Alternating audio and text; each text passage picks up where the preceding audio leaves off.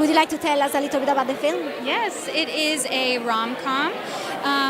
Two people fall in love anonymously online, but in the workplace they're pitted against each other, so they don't know. And it's very lovely new take on the rom-com.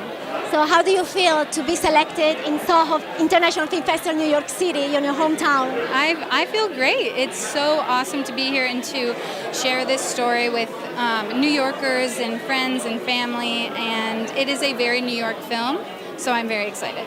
And it's also very female-driven. Yes, exactly. Because your director...